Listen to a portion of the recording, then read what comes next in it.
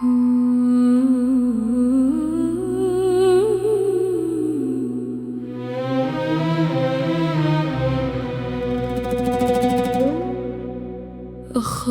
وجوه البشر ففي عينيهم ألم، وفي ضحكاتهم خوف، وفي صمتهم ندم. أراقب خطواتي كأني أمشي في خطر، فمن أعطيته قلبي أعاد لي القلب حجر.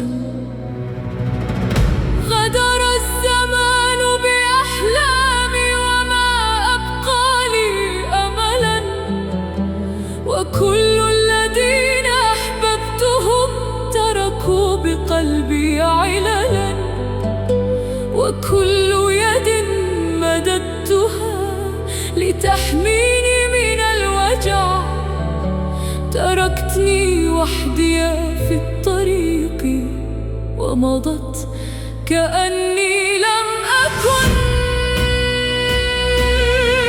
وأخاف الليل إذا أسدل الستر الثقيل، إذا سكنت أصواته واستيقظ المستحيل. أخاف ظلي حين يمشي خلفي دون انتهاء، وأخاف قلبي حين يشتاق فيهديه الوفاء إلى الشقاء.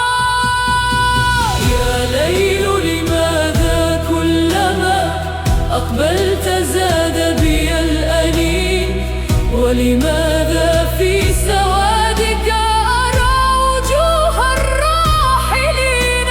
كأنك تعرف قصتي وتعرف من غدر، وتعرف كم بكيت وحدي حين خانني القدر.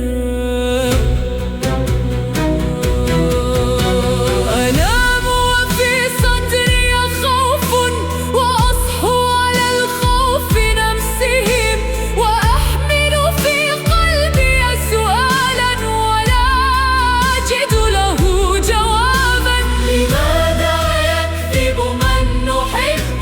ولماذا يغدر من نأمن؟ ولماذا كلما صان القلب كان هو من يتألم؟ تعلمت ألا أثق بكل من يقسم الوفاء، فبعض القلوب إذا ابتسمت تخفي